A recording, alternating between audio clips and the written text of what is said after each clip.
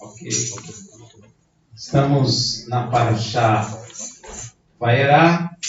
Pareci é a 14ª porção semanal desse ano de 5.784, do ano comum de 2024. Essa Parashá vai de Êxodo, que o irmão deu em hebraico aqui, 6:2 a 9:35. A Haftará, que é a porção dos profetas Ezequiel, 28, 25 a 29, 21.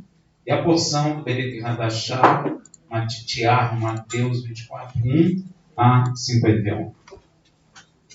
A narrativa dessa porção, obviamente, Moisés anuncia a Faraó os desígnios do Eterno para libertar seu povo Israel e anuncia seu nome em toda a terra. Não sei se você sabe, é pela primeira vez que anuncia-se o nome de Deus na terra. Hein? O nome de Deus é o tetagrama, Yud, Re, Vav, Re. Hein? Rafael não é Yahvé, não. Não é... Como é que se fala? Jeová? Não, também não é. O nome dele é Yud, Re, Vav, Re. A gente pronuncia as 4 letras e, pelo menos, eu não sei a sonoridade do nome de Deus. Amém? Eu não sei. Então, é a primeira vez, isso é muito importante, né, irmão? Primeira vez se ouve o nome do Criador debaixo do sol. E Moisés é o Felizardo, né? Ele escuta o nome de Deus. Eu não sei se você sabe que quando a gente fala o nome da gente está querendo o quê? Intimidade com a pessoa, né? É verdade? Quando a gente se aproxima, meu nome é esse, aí outra pessoa fala, meu nome é esse, né? A gente está, como assim dizer, se aceitando, né? Então Deus fala o nome dele a Moisés. Isso é uma intimidade muito grande. Isso é muito importante. A liberdade é o conceito central na história de Êxodo do Egito, né? A liberdade. E também alcança a obra de Yeshua, o Mashiach. Ambos os episódios na história de Israel estão fortemente ligados à libertação da opressão física e espiritual. Não é só física. É física e espiritual. Amém? E a busca por uma vida verdadeiramente livre, onde nenhum fator externo ou interno nos domine. No Êxodo, o povo de Israel é escravizado por Faraó e suporta anos de opressão e trabalho forçado e duro. Não é? Tipificando o quê? O mundo cujo qual nós vivemos e nascemos, vamos dizer assim. No entanto, através da intervenção divina, e só pode ser assim mesmo, eles são libertados do domínio egípcio e levados à terra prometida. Porém, essa libertação física representava apenas a primeira etapa de uma liberdade plena. Porque não basta só a liberdade física. Eu não sei se vocês já observaram, até hoje há um reflexo da escravidão no Brasil, porque houve a libertação física, mas não houve a libertação espiritual. Amém? Uma vez que o período de escravidão imprimiu no povo judeu uma opressão espiritual, uma contaminação que deveria também ser tratada através das leis que mostrassem a moral e a ética do nosso Deus. Retirar Israel do Egito foi a primeira etapa do processo. Eu vou falar uma coisa que todo mundo fala. Retirar o Egito de Israel seria o que? O ápice dessa libertação, porque Deus tirou Israel do Egito, mas o Egito, esse que é o grande problema. Presta atenção, a gente precisa aprender as coisas nas Escrituras. significa que aquilo que foi imprimido fisicamente em mim me oprimiu espiritualmente. Então eu saio do Egito, da opressão física, tenho aquela alegria, mas a opressão está dentro do meu coração. E eu quero dizer uma coisa para vocês hoje. Tem muita gente da igreja que foi livre da opressão física, mas não da espiritual. Apesar da gente falar, Israel saiu do Egito, mas o Egito não saiu de Israel. É um lugar comum, mas isso é uma verdade. Está cheio de gente dentro da igreja assim. Você aceitou Yeshua? Aceitei. E aceitou de fato. Mas a opressão ainda permanece na vida daquela pessoa. E foi isso que aconteceu com Israel. E isso pode levar ao quê? À morte. Isso pode levar à perda da salvação. Porque não foi isso que aconteceu com aquela geração? Foi ou não foi? Isso não muda. E às vezes a pessoa está dentro da igreja, ela de fato saiu da opressão física, mas a opressão espiritual continua. E nós precisamos ter a percepção dessas coisas espirituais.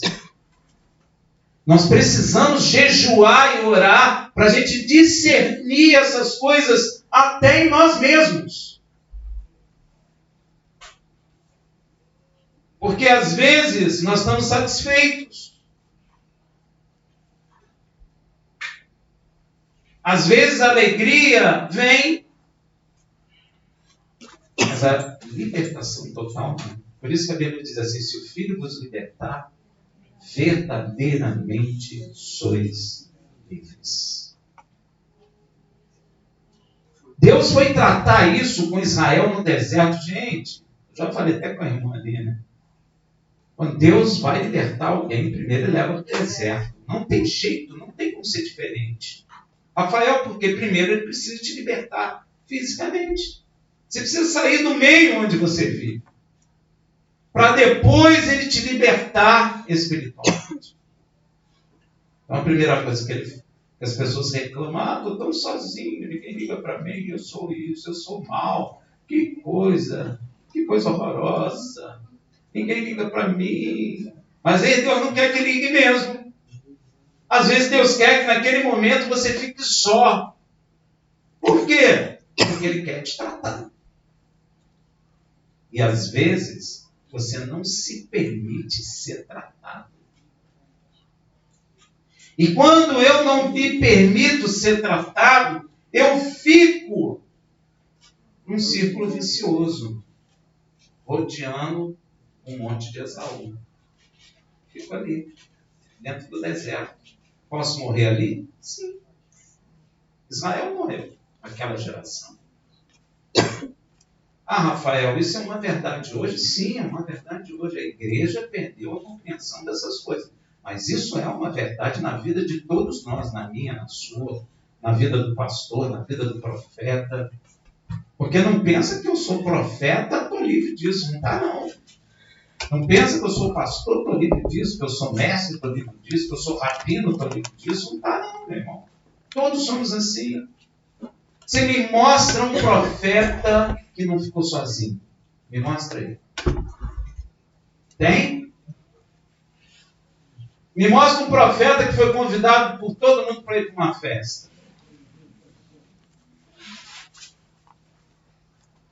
Me mostra, que eu quero ver. Eu mostro para você um monte que foi jogado dentro do buraco lá para morrer. Por Israel mesmo. Eu mostro para você. Então, às vezes, você passa por solidão, fica assustado e quer sair aí. Pois é reprovado. Porque Deus quer te forjar, Deus quer limpar, quer purificar, quer te preparar para receber coisas maravilhosas, mas você às vezes não se permite isso, como aquela geração. Então, volto a repetir. Retirar o Egito de Israel seria o ápice dessa libertação. E isso foi trabalhado por Elohim no deserto. Mas aquela geração rejeitou. Então, nós temos que ter cuidado, porque às vezes você está rejeitando. Não é? Porque uma coisa que o ser humano não gosta é da solidão. Quem gosta de solidão aí, levanta a mão. Ué, tem ninguém não? Ah, mas de vez em quando. De vez em quando. De vez em quando. Olha o que você falou. De vez em quando. Imagina anos. Quando eu posso escolher. Quando escolhe, beleza. Hoje eu quero ficar sozinho, mas não é assim. Deus te conduz e as pessoas somem. Às vezes você vai numa congregação, o Senhor fala comigo, fala comigo. Deus fala com a pessoa que está do teu lado, mas não fala contigo. Aí tu volta frustrado. Uma vez eu estava tão sozinho, eu fui numa congregação para ver se Deus falava comigo. Quando eu botei o pé na congregação, Deus me usou para falar com o pastor da congregação. Deus me usou ali, eu falei, poxa Senhor, eu vim aqui para ouvir, o Senhor me usa para ele. E aí? Quando Deus não quer falar, Ele não quer falar. Não significa que Deus não está fazendo algo. Ele está.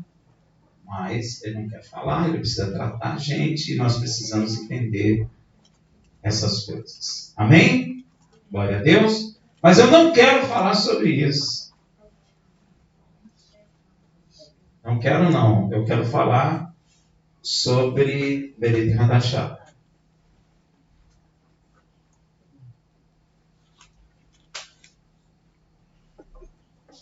Quero falar sobre Mateus. Eu quero falar de uma exortação feita por Yeshua a nós sobre o seu retorno. Lá em Mateus 24, 42, que diz assim: vigiai, pois, porque não sabei em que dia vem o vosso Senhor. Olha o que ele está dizendo. É uma exortação. Vigiai. Vigiai fazer o quê? Atento, ligado. Não fique desapercebido. Porque ele vem. Mas quando ele vem? Ele pode vir hoje? Amanhã? Daqui a 20 anos? Daqui a 2 anos? E o Senhor já havia dito isso aos discípulos, que ninguém sabe a hora, o dia, o mês, o ano da sua volta. E quero te acrescentar, nem ele mesmo. Hoje ele sabe? Não. Ele não sabe. Nem ele mesmo, nem os anjos do céu o sabem. Somente um sabe, o Pai. Então o Filho não é o Pai. Porque o próprio Filho falou. Amém? Veja em Mateus 24, 36. Daquele dia e hora, porém ninguém sabe. Olha o que ele fala. Nem os anjos do céu, nem o Filho, senão o Pai. Só o Pai sabe. Eu já ouvi uma vez um pastor, não, mas agora Yeshua sabe. Como assim? Quem disse para ele? Qual é a última palavra de Yeshua? Eu não sei quando vou voltar. Ele não disse isso? Ele é mentiroso? Se Deus tivesse falado com ele, ele podia nos falar, não podia? Quando Deus entregou nas mãos de Yeshua o juízo sobre a terra, com o Apocalipse, o que ele fez? Entregou ao anjo, e o anjo entregou a igreja do Mashiach. Aí podia entregar. Amém? Porque Deus o permitiu. Você sabe por quê? Existem tempos, datas e épocas que o Pai estabeleceu ou reservou que ninguém sabe, nem o próprio Filho. Quem fala isso e nos ensina é o próprio Yeshua, quando ele ressuscitou.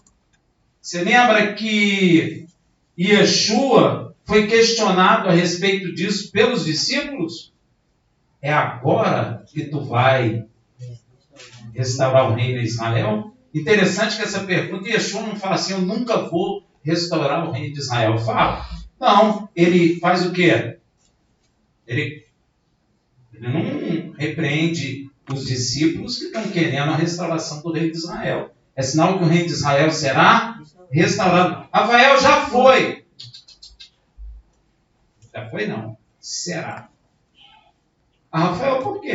Por quê? O que Israel pediu a Deus? Um rei. Cadê o rei?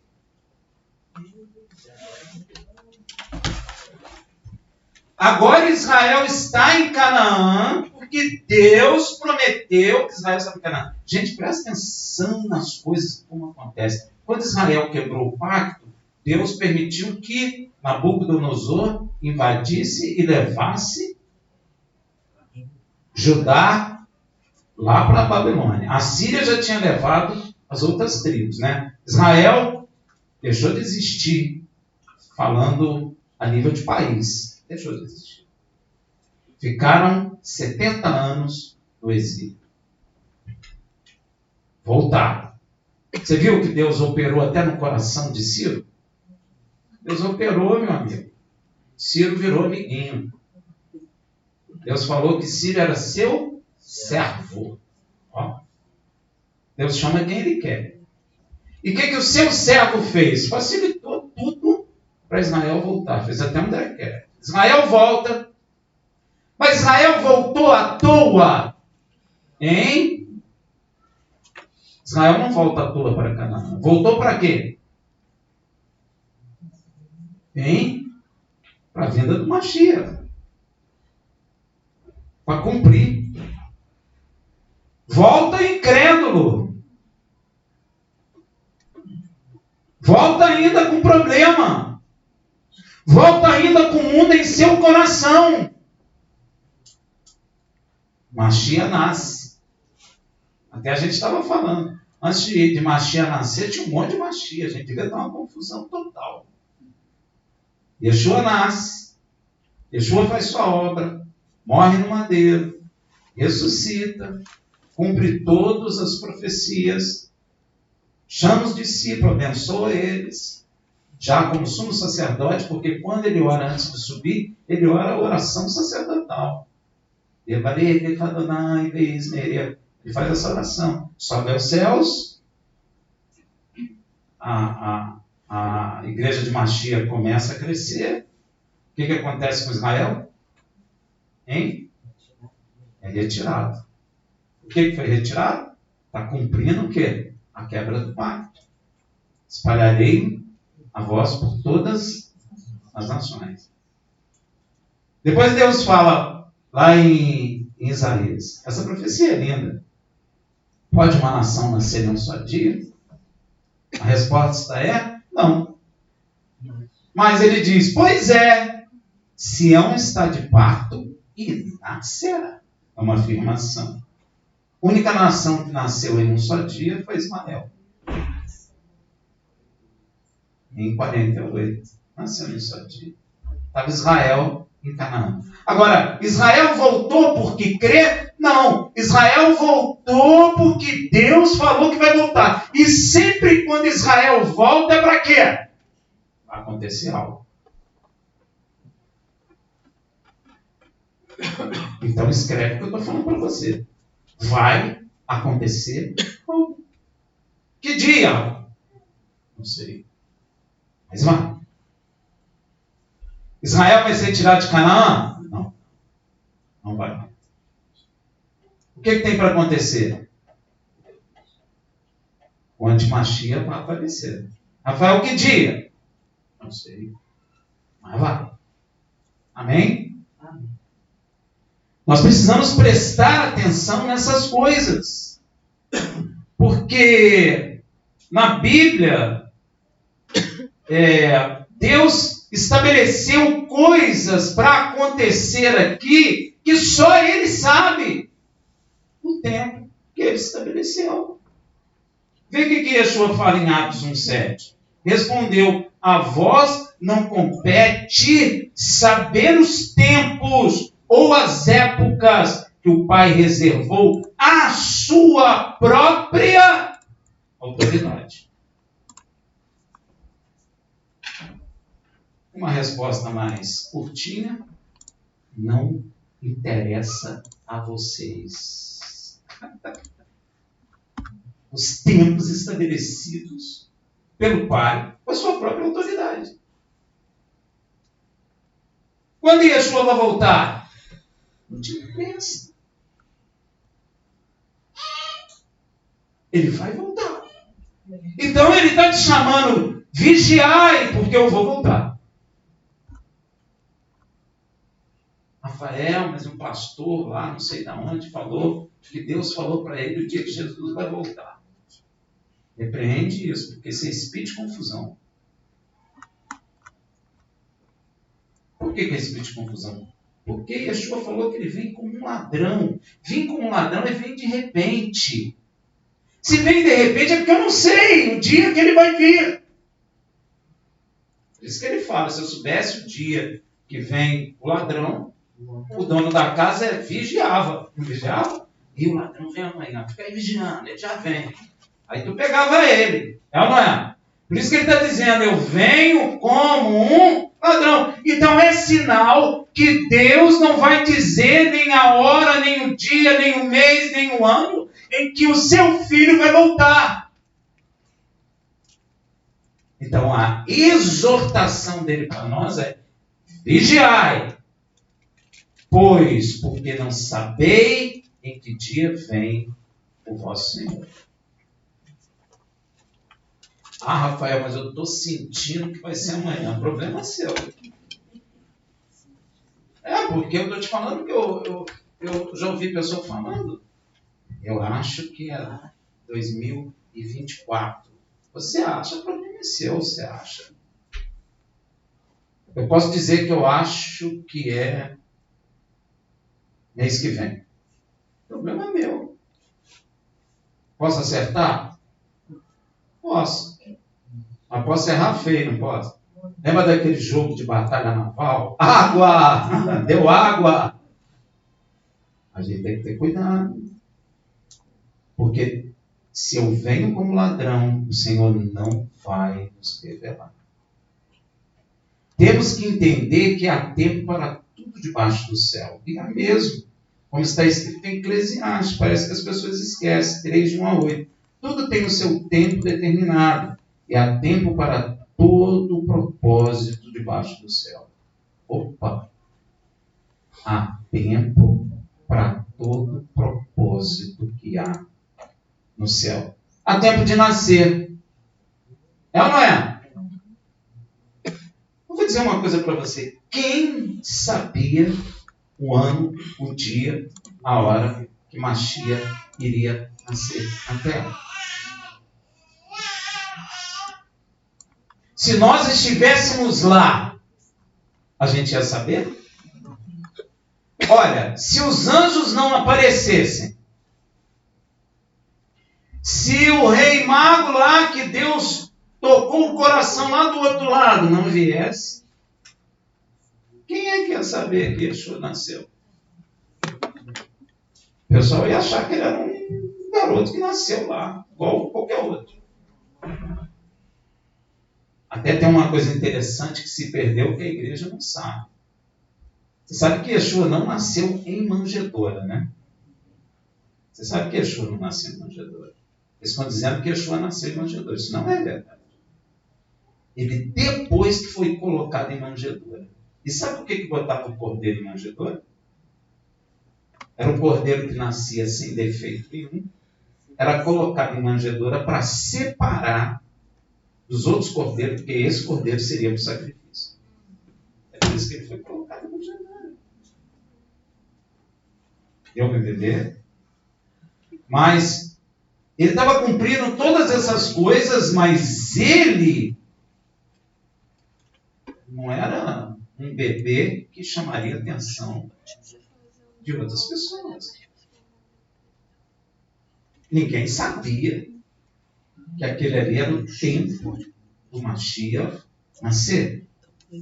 Então há tempo determinado para isso. Há tempo para todo o propósito debaixo do céu. Há tempo de nascer, tempo de morrer. E quem sabia o dia que ele ia morrer? Amém? Também não sabia. Tempo de plantar. Você não tem tempo de plantar? Você diz, poxa, agora é tempo de plantar, sei lá, abóbora, é tempo de plantar isso, é tempo de plantar aquilo, não é? Há tempo de arrancar o que plantou, de colheita, há tempo de colheita. Você precisa deixar a coisa crescer, né? Leva meses, aí você vai colher. É tempo de morrer até morrer. Quem sabe o dia que você vai morrer aí? Quer saber? Não. Por quê? Queria entender por quê. Tempo. Pois é. Deus fala, arruma tudo aí que amanhã. Pois é. Há tempo até de matar isso aqui, porque é tempo de guerra. Tem tempo de guerra. Ah, poxa, tem tempo de guerra. Claro que tem, irmão. Claro que tem. Nós tivemos a Segunda Guerra Mundial. Tivemos a Primeira. E tivemos uma série de guerras no mundo. É verdade? Há tempo de curar, tempo de cura, tempo de choro, prantear, tempo até de dançar, quando você tem vitória, alegria, tem tempo para isso. Tempo de espalhar pedras e tempo de ajuntar pedras. Isso aqui deve ser pessoas. Tempo de abraçar e tempo de afastar-se de abraçar. Tempo de buscar e tempo de perder. Tem tempo de perder. Tempo de guardar e tempo de lançar fora. Tempo de rasgar e tempo de coser. Tempo de estar calado e tempo de falar. Tempo de amar e até tempo de odiar. Tempo de guerra e tempo de paz. Logo, meu irmão, há também um tempo para o retorno de Yeshua.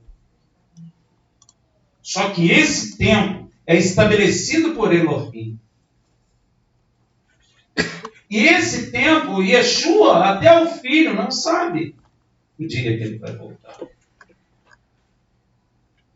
Eu posso até dizer para você, agora Yeshua sabe. Mas eu posso estar errado, né? Porque ele falou que sabia. Se ele não falou que sabia, porque ele não sabia. Ele não mente. E ninguém sabe que tempo é este. Existe uma denominação aí que ela existe fundamentado nisso. Na datação do retorno de Yeshua. Errou todos eles. Adivinha de onde vem? Da América do Norte. E esse grupo já andou aí, alguns anos atrás, ali no Rio, falando de novo que Yeshua voltaria a tal data.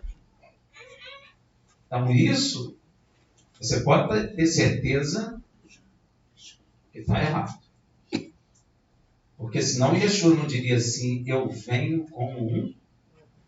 Ele diria assim, gente, eu vou falar o dia que eu volto para vocês. Para eles não. Eu quero te fazer uma pergunta depois.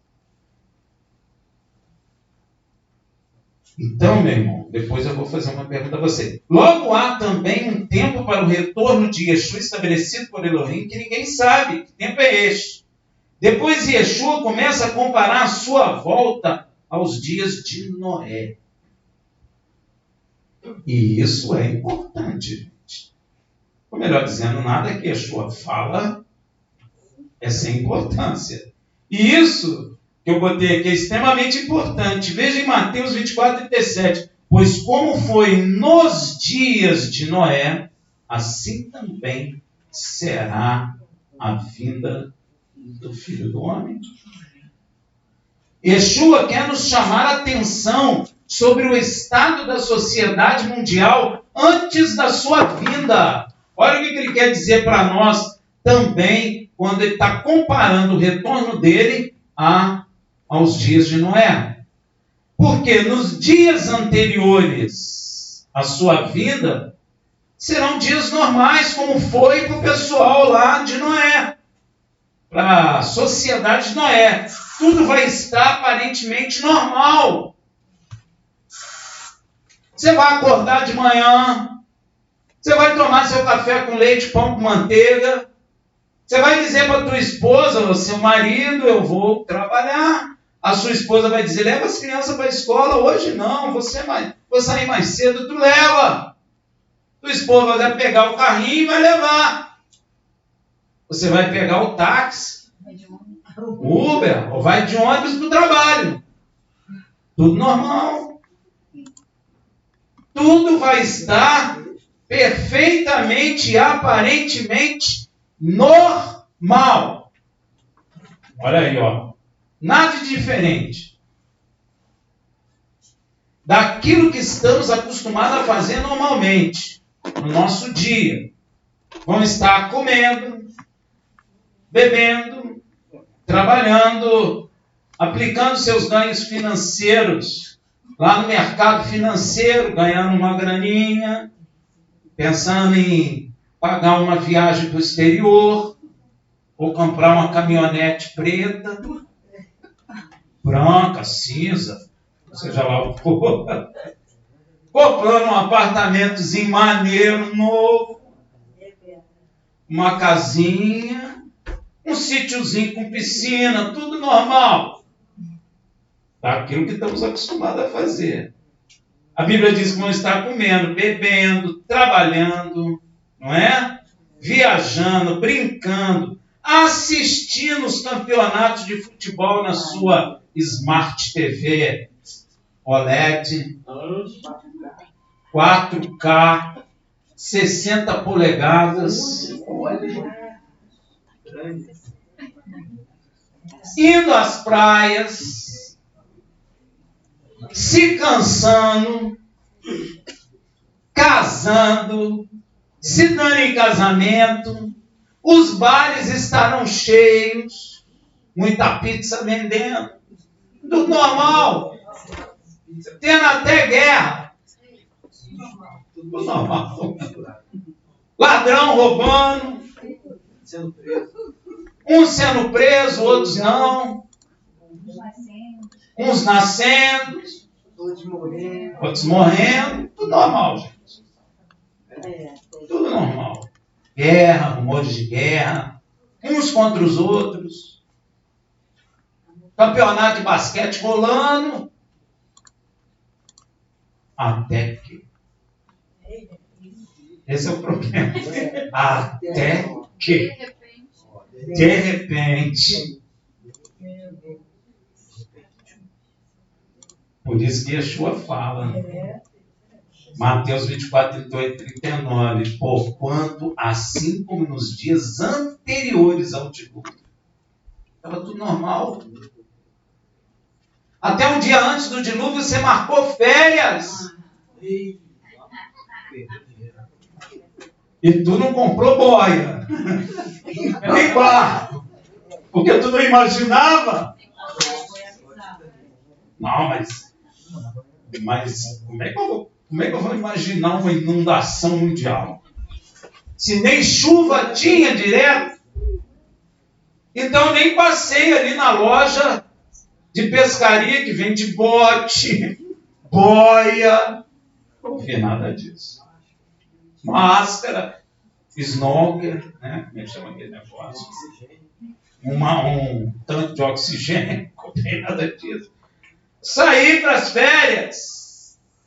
E Yeshua fala, porquanto assim como nos dias anteriores ao dilúvio, comiam, bebiam, casavam e davam-se em casamento, até que... Esse que é o problema. Noé entrou na arca. Que coisa, hein?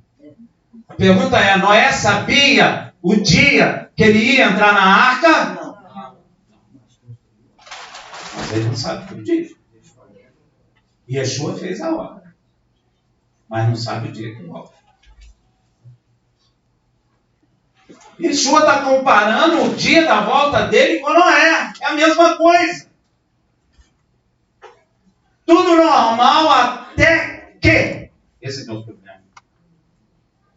Até que Noé entrou na arca. E não o perceberam. Eita.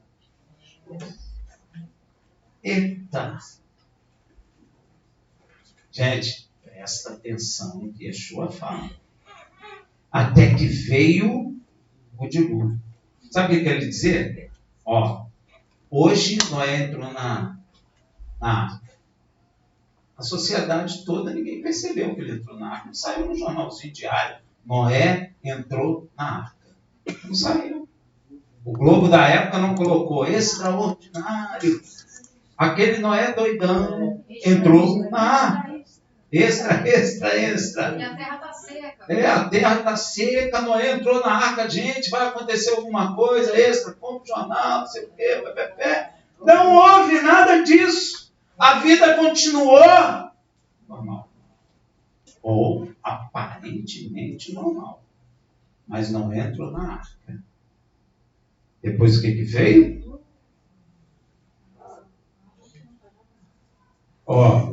Eles não perceberam até que veio o dilúvio. Interessante que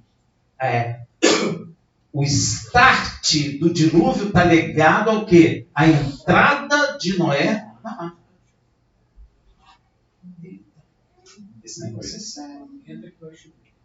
Entra que o negócio vai ficar estranho. Ontem até choveu muito. Mas só que Deus não vai destruir mais o mundo com água, então fique tranquilo. É com água. Até que veio o dilúvio e os levou a todos. Isso aqui é uma maneira poética de Yeshua falar. E os matou todos. Assim será também a vinda do Filho do Homem. É a mesma coisa. Então, até o dia que Noé entrou na arca, o que nos lembra isso? Até o dia que Noé entrou na arca. O que nos lembra isso? Yeshua falou disso várias vezes em parábola. Por isso que eu chamo a atenção. Presta atenção nas parábolas de Yeshua.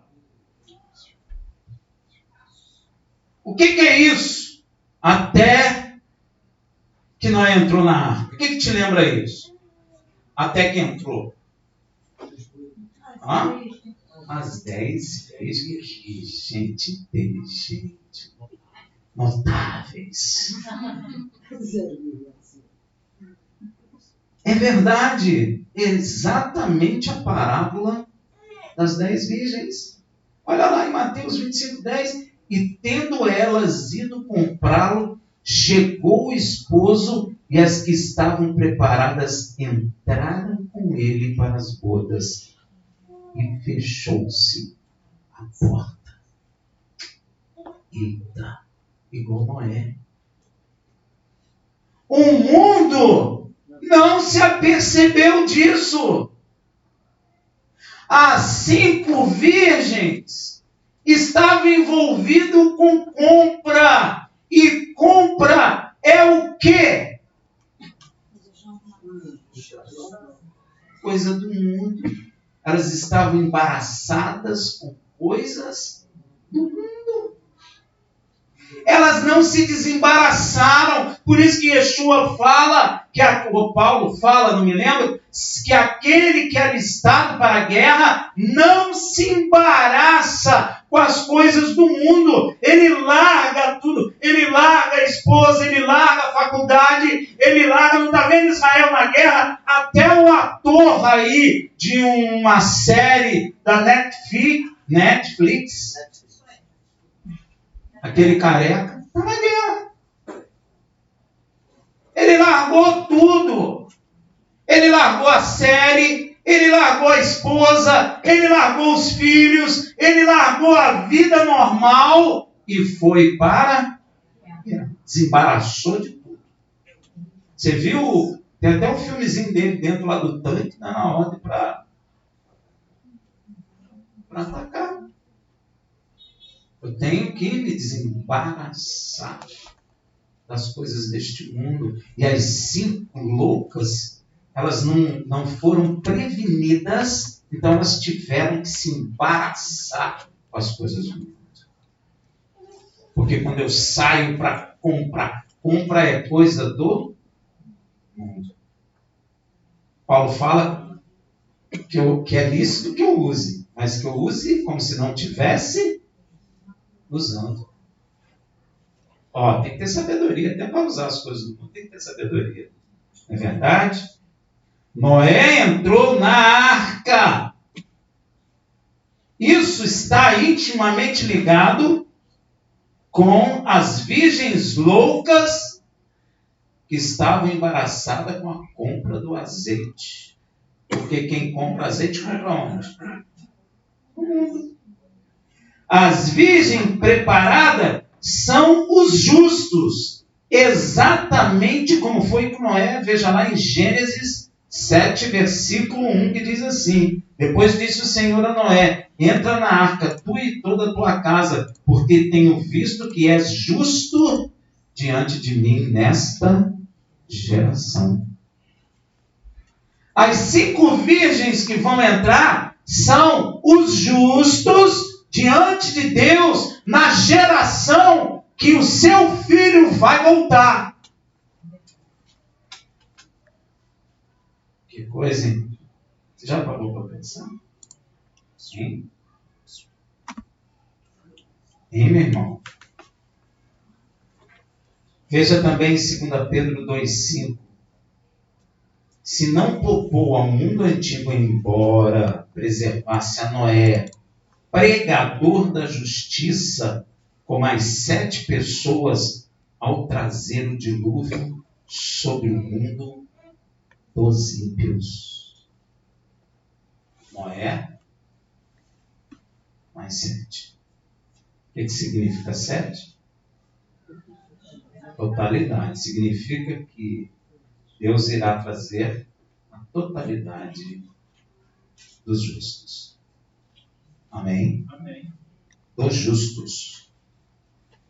A partir daí, muitos serão dizimados, igual foi, mortos em toda a terra, exatamente como o dia de Noé. Por isso que eu digo para as pessoas que na volta de Yeshua, muito sangue vai ser derramado. Porque a palavra de Deus diz que o sangue vai chegar até o estribo dos cavalos. No freio, dos cavalos. O cavalo é alto, gente. Isso significa que muitos ímpios hão de morrer na face da terra. A partir daí, muitos serão dizimados, mortos em toda a terra, exatamente como nos dias de Noé. Veja em Mateus 24, 39. E não perceberam a mesma coisa, até que veio o dilúvio e os levou a todos. Assim também será a vinda do Filho do Homem. E irá acontecer uma coisa que nunca aconteceu na terra. O dilúvio é interessante, que era uma coisa que nunca tinha acontecido na terra, que era a chuva, muito grande. É uma coisa nova. Na volta de Mashiach também vai acontecer um negócio que nunca aconteceu na terra. Não é? Vamos lá em Mateus 24, 40, 41. Então, estando 2 homens no campo, será levado um e deixado o outro. Estando 2 mulheres a trabalhar no moinho, será levada uma e deixado a outra. Você percebe uma coisa aí? Quero ler de novo para você perceber. Então, estando 2 homens no campo, será levado um e deixado o outro. Estando duas mulheres a trabalhar no moinho, será levada uma e deixada outra. O que você prestou atenção aí? Não, isso é um fato. Mas tem um negócio aí meio... Hã? Não, está todo mundo trabalhando. Está falando da igreja. Mas eu quero chamar a atenção de uma coisa para vocês. O que você está vendo aí? Que é sempre metade. É sempre metade. Alguém falou, eu não ouvi. 2 homens no campo, um será levado, outro fica. 2 mulheres no moinho, uma será levada e outra deixada. Metade. Tá vendo? Vou ter que prestar atenção nisso mesmo, irmão. Você percebeu que são 2 homens no campo, um é levado, outro deixado, 2 mulheres trabalhando no moinho, uma é levada e outra deixada? Você percebeu que é sempre a metade? Sabe o que significa isso? A mesma coisa que Yeshua falou na parábola das 10 virgens. São 10, 5 deixadas, 5 levadas. Percebeu? Yeshua está nos falando, e isso, irmão, está certo, é sobre a igreja, que muitos serão deixados. Presta atenção, no dilúvio morreu muita gente. Não morreu? Dentro da arca entrou 7, mas Noé. Gente, o que representa isso? Noé mais 7. Isso, meu irmão, não seja tímido. E Yeshua e a totalidade dos justos. Noé de 7. 7 é o número da totalidade. Noé representa Yeshua. E o 7 representa a totalidade dos justos, que é a metade da igreja de Mashiach. Para você entender que não tem denominação, vamos dizer assim, é a metade dos justos, porque muitos não vão o quê? Vigiar, como Yeshua falou para vigiar. Deu para entender? A mesma coisa que Yeshua falou na parábola das virgens. 5 preparados e 5 loucas. Sempre a metade. Na verdade, Yeshua está falando do arrebatamento e das bodas. Nem todo que me diz Senhor, Senhor, entrará no reino dos céus. Está falando da igreja. Está falando do mundo. O mundo fica naquele negócio de que Noé entrou na arca e a água veio e os matou. Isso é do ímpio. Agora, e de quem vai entrar na arca? Que são os 7. Dentro da igreja, tem muita gente. Mas só entra justo. É a mesma coisa do... Foi um pescador, lançou a rede e trouxe peixe bom e peixe ruim.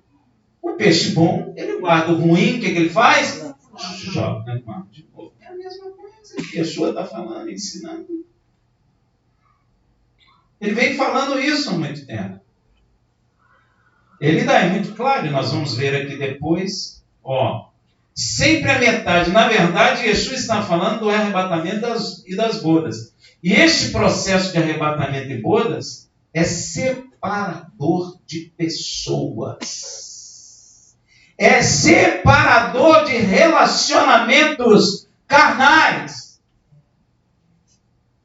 Você não está acostumado a ouvir isso? Você vai brigar comigo? Não. É separador de marido e mulher. É separador de pais e filhos, mães e filhos, amigos e amigos. Isso vai separar. E quem ficar na carne vai doer muito.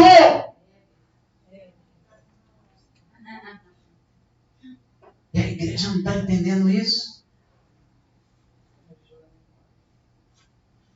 Rafael, de onde você tirou isso?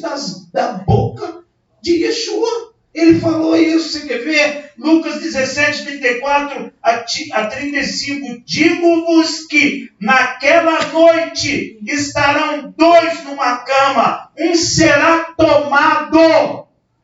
Pergunto para você, quando tem 2 dormindo numa cama dentro da normalidade? Marido e o que vai acontecer? Um vai, o outro fica. E isso significa o quê? Rompimento de relação carnal. Vai acabar. Yeshua fala isso. Yeshua diz uma coisa que parece que a igreja esqueceu. Aquele que amar mais pai, mãe, irmão do que a mim, não é digno de mim. Parece estranho, né? Só que aquele que entrar vai mudar a natureza. E ele vai desconectar as coisas carnais de forma completa. Glória a Deus. Por isso está escrito em Apocalipse que seus olhos serão... Por quê? Porque você não vai nem chorar mais. Aleluia. Não vai lhe doer. Porque você vai para outra natureza. Aleluia. Mas quem ficar na carne vai chorar. Vai doer.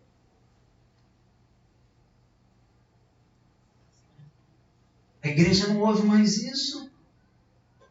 A igreja não conhece mais isso. A igreja conhece a teologia vigente e acabou. A igreja não ouve mais isso. Mas Yeshua está falando isso. Digo-vos que naquela noite estarão 2 numa cama. Um será tomado e outro será... 2 estarão juntas, moendo. Uma será tomada, a outra fechada. Só que está falando de relação. Marido e mulher, está falando de amizade. Trabalhando junto. Mas um será tirado, o outro vai ficar. Está vendo aí? Veja o cumprimento claro deste processo em 1 Tessalonicenses 4, 16 e 17. Porque o mesmo Senhor descerá do céu com alarido, barulho, e com voz de arcanjo, e com o chofar de Elohim. E os que morreram em Machia ressuscitarão primeiro. Depois nós, o que ficarmos vivos, seremos arrebatados juntamente com ele nas nuvens. Glória a Deus. Aleluia. A encontrar o Senhor nos ares, e assim estaremos sempre com o Senhor. Acabou o relacionamento carnal. Vai romper. Você não vai sentir falta se você for transformado. Agora, se tu ficar, tu vai sentir. Vai ser doloroso. Você vai gemer, mas não vai ter jeito. Eu acho que as pessoas não estão entendendo a verdade. Por essa razão, Yeshua nos aconselha em Mateus 24, 44. Por isso, ficai também vós apercebidos. Olha aí, ó. Porque numa hora em que não penseis, virá o Filho do Homem. A gente vê a igreja ligadona nas coisas do mundo. Ela está ficando desapercebida. Porque o mundo está mais interessante. É verdade.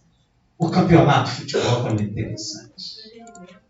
O entretenimento está muito interessante. A praia está muito boa. O show gospel está maneiro. Eu posso fazer o que eu quero. Eu vou tatuar minha pele mesmo. Eu vou mesmo fazer isso, vou fazer aquilo. Eu sou dono da minha vida. Deus me quer feliz. Deus me quer feliz. Qual é o livro que está escrito isso, hein? Qual o versículo?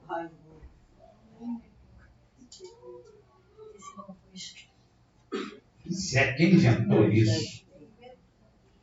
E Paulo também nos aconselha isso em 1 Tessalonicenses 5,6. Não durmamos, pois como os demais, os demais estão dormindo. O que tem? Nada a ver. Você é radical, fanático. Cada um interpreta de um jeito. Já ouviu isso? Como se a palavra de Deus fosse uma bagunça. Mas ela não é. Deus não é Deus de confusão. A confusão está onde? No homem. Então Paulo diz: por isso ficai também vós apercebidos. Não, esse foi Yeshua que falou. Paulo falou: não durmamos, pois como os demais, antes vigiemos e sejamos. Quem não é sóbrio é o quê? Embriagado. Então ele está dizendo que não sejamos embriagados. Mas embriagado aqui não é de álcool. É embriagado das coisas do mundo. Não fique embriagado. Não fique iludido. Não fique preso nas coisas do mundo. Porque senão você vai ser pego de surpresa. Imagina, você contratou uma empregada ou um empregado. Aí você fala com ele aí, mantém minha casa em ordem, limpo aí, que eu volto, mas não sei quando. E você sai. Aí a empregada, todo dia, ela levanta, arruma tudo e deixa tudo limpinho. Um mês passa. Ela continua levantando e arrumando tudo. No terceiro mês eu volto. Como que eu encontro a casa? Limpa e adornada. Muito bem, serva boa. Foste fiel no pouco. Sobre muito te colocarei. Toma posse dos meus bens. Mas eu contrato a empregada e falo com ela, não sei quando vou voltar. Nos primeiros dias ela acorda e limpa tudo. Depois ela fala, não sou boba. Vou dar uma festa na cozinha. O cara não sabe nem quando ele vai voltar. Eu vou me dar bem. Vou usar a roupa da mulher dele. Vou chamar meu marido para vestir o roupão dele. Vai ser uma beleza. Porque ele não sabe quando volta. No dia que eu voltar, encontro aquela bagunça. O que eu faço? Mando todo mundo embora. Você entendeu o que Yeshua quer dizer, meu irmão? Que se ele nos encontrar dessa maneira, nós seremos deixados, estaremos na metade que é deixada. Mas você quer ficar na metade que é deixada? Ou na metade que entra? Então vigiai. Depois Yeshua continua falando uma parábola sobre 2 servos. É exatamente disso que eu acabei de falar a vocês. E começa nos fazendo uma pergunta nessa palavra. Mateus 24, 45. Quem é, pois, o servo fiel e prudente que o Senhor pôs sobre os seus serviçais, para a tempo dar-lhe o sustento? Você percebeu essa pergunta de Yeshua? Ele está perguntando quem é, pois, o servo fiel. Essa pergunta ele está fazendo a mim e a você. Ele está perguntando, Rafael, será que você é um servo fiel? Aponta para você e pergunta, será que eu sou um servo fiel? É isso que ele está perguntando. Quem é? Será que eu sou? Será que tu és um servo fiel e prudente? Que o Senhor pôs sobre os seus serviçais para o tempo dar-lhe o sustento? Será que você é? Yeshua quer de nós servos fiéis, servos com fidelidade.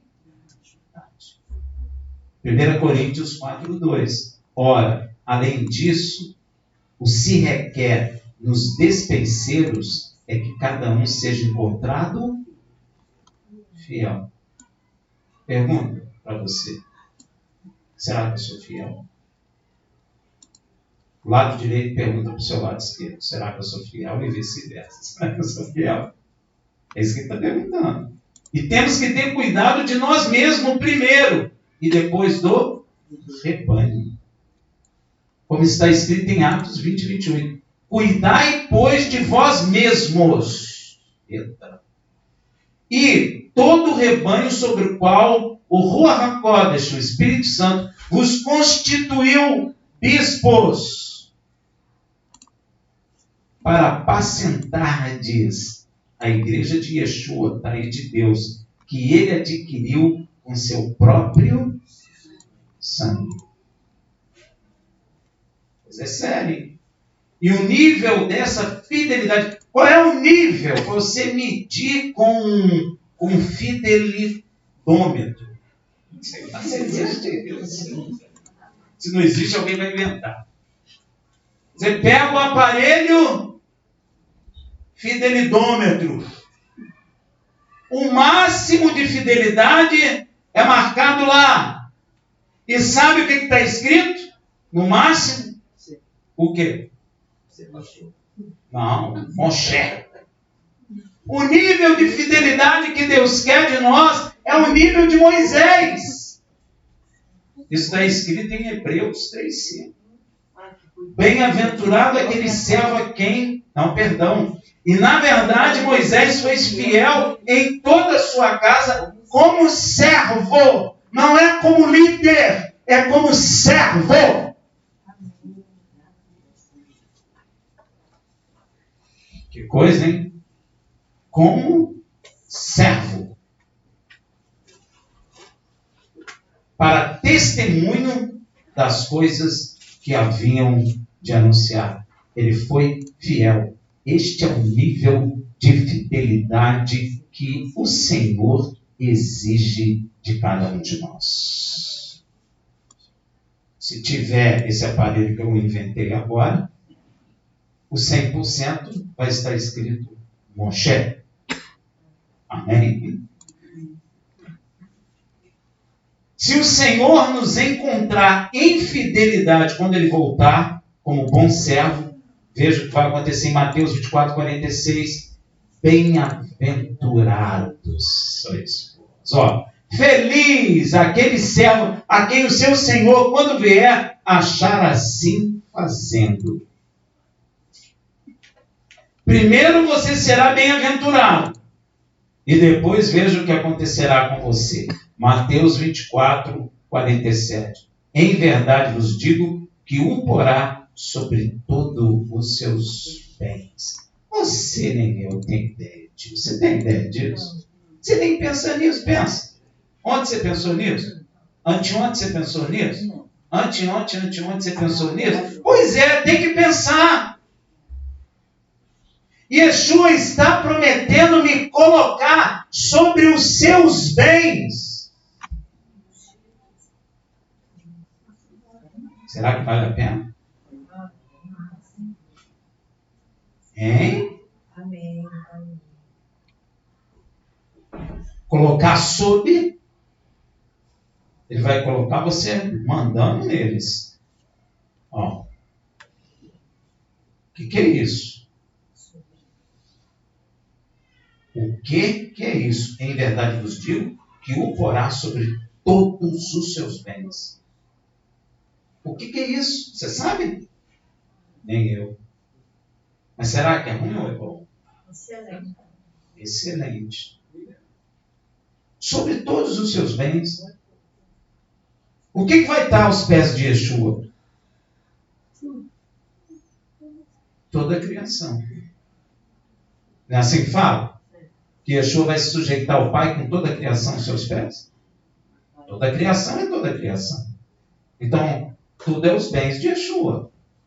A lua é bem de Yeshua, Marte é bem de Yeshua, o buraco negro é bem de Yeshua, a terra é bem de Yeshua, o mar é bem de Yeshua, os peixes é bem de Yeshua, os animais selvagens são bem de Yeshua, os animais que andam com o homem são bens de Yeshua, o homem é bem de Yeshua, o ouro é bem de Yeshua, a prata é bem de Yeshua, o bronze é bem de Yeshua, os mares são bem de Yeshua, o rio é bem de Yeshua, a terra é bem de Yeshua, ou seja, tudo é bem de Yeshua. E Ele vai te colocar acima deles.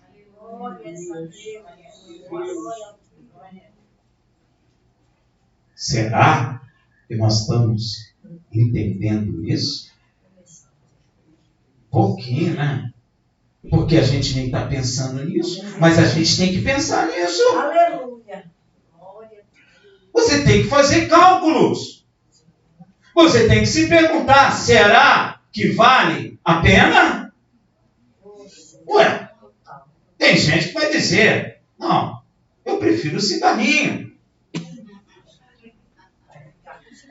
Ué, é uma escolha. Não, eu prefiro cheirar o talco. O talco, né?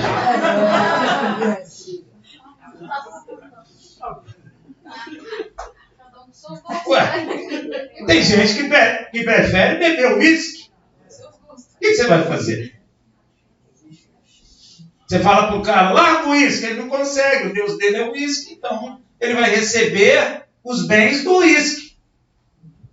E qual é o bem do uísque? A morte.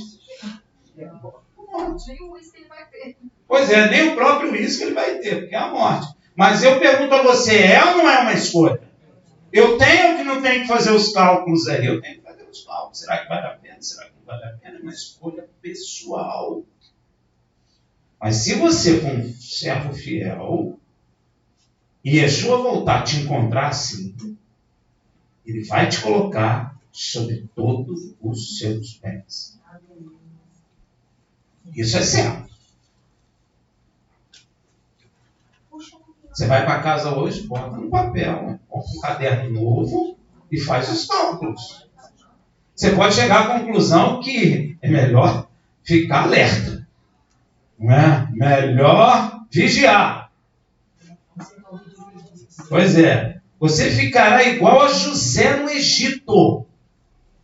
Deu para perceber? Olha José no Egito, em Mateus 25, 21. Disse-lhe o Senhor, muito bem, servo bom e fiel, sobre o pouco foste fiel, sobre o muito te colocarei. Entra, presta atenção, no gozo do seu Senhor. Prestou atenção? Por que ele está dizendo isso? Tem nada a ver com dízimo, como as pessoas usam. Tem nada a ver com dízimo. Disse-lhe o Senhor, muito bem, servo bom e fiel, sobre o pouco foste fiel. Sabe o que é o pouco foste fiel? É que você foi fiel como Moisés sobre a igreja de Mashiach. Ele te achou em fidelidade. Então agora, tudo isso era pouco. Porque agora sim, ele vai te colocar sobre muito. Você acha que é muito? Isso é muito pouco. Ele vai te colocar sobre muito. Isso é tremendo. Isso é tremendo. Entrar no gozo do seu Senhor. O que significa esse negócio? Hein? Você vai sentir gozo. Se a gente não gosta dessa palavra, lembra logo de sexo, né? Gozo. Gozo é uma coisa extremamente profunda. Se a palavra está dizendo que eu vou entrar no gozo de Yeshua, o que é isso? 2 Timóteo 2, de 11 a 12. Fiel essa palavra. Se, pois, já morremos com ele, também com ele viveremos. Se perseverarmos com ele, também reinaremos. Você vai reinar com ele. Quem aqui já pensou em ser rei? Pois é. Você vai ser rei com ele, cara. Eu vou ser. Se o negarmos, ou se eu não for fiel, também ele vai me negar. Por isso que eu digo para você que Yeshua foi misericordioso com Pedro, não foi? Hein? Pedro negou 3 vezes ante o toque do galo. O cantar do galo. Não vou explicar porque isso é bom. É toque. Não é galo mesmo, mas é toque. Pode ser o galo também. Deixa pra lá. Porque senão confunde. Aí eu comecei e tem que terminar. E também devemos fitar nossos olhos em quem? Yeshua, pois ele suportou tudo pelo gozo que lhe foi proposto. E Deus está nos prometendo um gozo. Deus está lhe prometendo um gozo. Há uma proposta de Deus para nós. Se formos fiéis, e se Yeshua voltar e nos encontrar fiéis, como Moshe o foi, nós entraremos no gozo dele e seremos reis com ele. Esse é o gozo proposto para mim e para você. Será que você vai suportar tudo pela promessa desse gozo? Amém. Amém. Vale a pena. Porque Yeshua suportou tudo pela promessa do mesmo gozo. Sabe qual foi a promessa dele?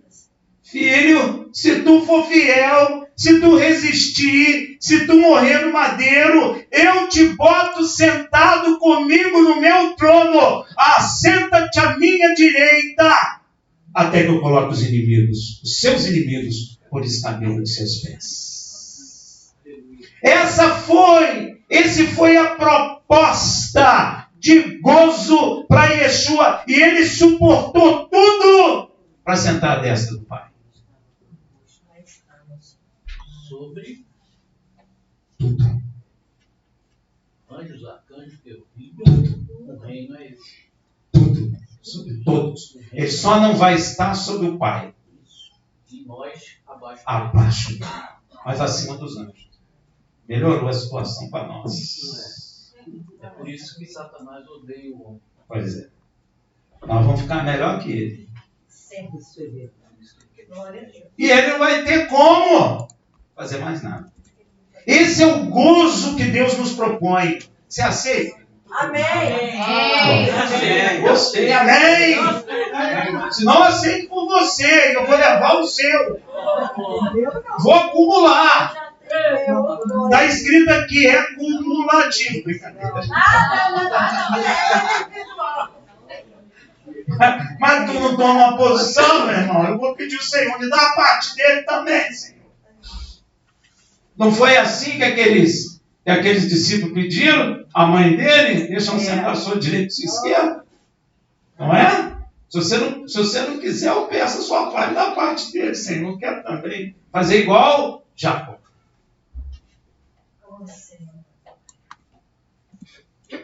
E também temos que fitar nossos olhos nele, pois ele suportou tudo pelo gozo que lhe foi proposto, como está escrito em Hebreus 12, versículo 2, fitando os olhos em Yeshua, autor e consumador da nossa, o qual pelo gozo que lhe estava proposto, foi proposto uma coisa maravilhosa para ele, e ele aceitou. Deus falou com ele, vou te dar um casarão, casa nova, trono. Você quer? Quero. Então eu vou te introduzir na terra como homem. Tu suporta? Suporta. Tu morre pelo Rafael? Morro. Porque é muito maravilhoso, Senhor, sentar à sua direita. É muito maravilhoso contemplar a tua glória. Então é o gozo que lhe foi proposto por Deus. E Deus está nos propondo gozo. Oh, aleluia. E eu tenho que ter consciência disso. Aleluia. Pois a igreja não tem consciência que está sendo nos proposto uma maravilha. E nós precisamos compreender isso. Fitando os olhos em Yeshua, autor e consumador da nossa fé, o qual, pelo gozo que lhe estava proposto, suportou a cruz. Por causa do gozo que Deus falou com ele. Você vai sentar à minha direita. Vou colocar todos os inimigos seus debaixo dos seus pés. E tu vai reinar comigo, meu filho. Aleluia. Poxa, pai, verdade? Vou deixar você reinar. Mas eu te boto sentado à minha direita. Glória. Bota mesmo, pai. Bota, meu filho. Ó, que coisa, hein? Ele deve ter saído da audiência cheio de alegria. Pensou assim, Rafael não presta não, mas eu vou encarar esse negócio. Glória a Deus, aleluia. Eu vou morrer por ele. Eu vou, Senhor. Você nota que Yeshua fala assim, eu vim fazer a vontade do meu Pai na terra. Ele fala isso direto. Porque ele aceitou o que foi proposto como gozo para ele. E é maravilhoso mesmo. Por isso que quando ele volta, ele já volta em glória, como filho de Davi, como rei. Porque ele foi proposto isso.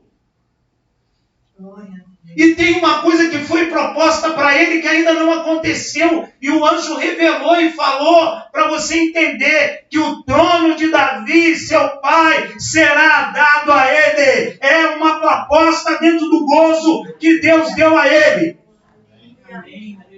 Glórias, glórias e alegrias. É igual que ganhar na loteria 200 vezes. Não tem nem comparação. Ele falou, vou topar esse negócio. E topou. E cumpriu. E está sentado à destra de Deus, porque Deus não mente. E vai assumir o reino em Israel, porque Deus não mente. Deus propôs. Deus faz. Tudo que Deus propôs na sua vida, Ele vai fazer. Glória a Deus. Porque Ele não é mentiroso. Então eu tenho certeza que Yeshua sentou à destra do Pai nas alturas e quando voltar vai sentar no trono de Davi, porque está dentro do gozo proposto. Pensa que Deus esquece? Ah, Rafael, mas está demorando. Não importa. Não importa. O gozo será cumprido? Será. Yeshua vai sentar no trono de Davi, nosso Pai? Vai. Vai reinar de Jerusalém? Vai. E o que ele está propondo para nós é que nós também reinemos com ele. Você aceita? Ué, a gente tem que perguntar, porque às vezes tem gente que não quer. Pois é, claro. Tem gente que quer morar em Marte. Tem gente que quer morar em Marte. Olha, o que eu vou fazer? Aqui eu não quero em Marte, não. Aqui tem vida, aqui tem tudo, o cara quer morar em Marte. Onde não tem vida. Para pensar. Tem que perguntar mesmo, não tem? Tem que perguntar. Inclusive está proposto para nós sentar com ele no seu trono. Isso é uma proposta para nós. Quer ver? Apocalipse 3:21. Ao que vencer, lhe concederei que se assente comigo no meu trono. Assim como eu venci e me assentei com meu Pai no seu trono. Aleluia. A mesma coisa, só que nós vamos sentar com ele. Graças a Deus. Ele sentou com o Pai e nós sentamos com ele. Amigão, Davi e Jonas. Amigão. Olha que coisa tremenda. Ligadão, porque a gente não vai se separar dele, vai sentar no trono e nós vamos reinar na terra. E você nunca pensou em ser rei? Não. E parece que a igreja nem lembra disso, né? Não. A igreja está lembrando de festa junina, jejunina, não é? Só de coisa que Deus não propôs. Festa do milho, festa da palha, da roça. Só coisa que não foi proposta. Infelizmente. Mas tem coisa proposta maravilhosa para nós. Agora, se o Senhor nos encontrar como mau servo, bicho pega. Aquele ditado é certo. Se ficar o bicho come, se correr o bicho pega. Ou se ficar o bicho pega, se correr o bicho come. Não tem saída. Veja em Mateus 24, 48 e 51. Mas se aquele mau servo disser no seu coração, o meu Senhor tarde virá, e começar a espancar os seus conservos, e a comer e a beber com zébrios. Tem muito crente fazendo isso. Beber com zébrios. Virá o Senhor daquele servo num dia em que o não espera, e a hora em que ele não sabe, e separá-lo-á, e destinará a sua parte com os hipócritas. Ali haverá pranto e ranger de dentes. O que você escolhe? Uma escolha. É uma escolha. Tem um gozo proposto para nós, assim como Deus propôs um gozo para Yeshua. Que Yeshua sentaria à sua direita. Que Yeshua reinaria com o Pai. Que Yeshua sentaria no trono com o Pai. E que Yeshua sentará no trono de Davi. Que ainda não aconteceu. Esse é o gozo proposto. E ele topou. E ele recebeu. Agora, foi proposto para nós um gozo. De que assim como Yeshua se sentou no trono com o Pai, nós assentaremos no trono com Ele, porque Deus deu autoridade para Ele prometer isso para nós. E com Ele reinaremos. E ficaremos sobre os seus bens. Você nem vai precisar pedir nada de dinheiro emprestado a banco mais. Porque você vai ficar sobre os bens de Yeshua, sobre tudo. E com ele governará para sempre. Este é o gozo proposto. Enquanto a vida, a esperança. Vou te dar um conselho. Escolhe bem. Escolhe bem. É a mesma coisa que Deus falou para Israel. Israel mostra o caminho da vida e o caminho da morte. Israel, escolhe o caminho de vida. É a mesma coisa. Deus está nos propondo o caminho da morte e o caminho da vida. Escolhe o caminho da vida, igreja. Em nome de Yeshua HaMashiach. Shabbat Shalom.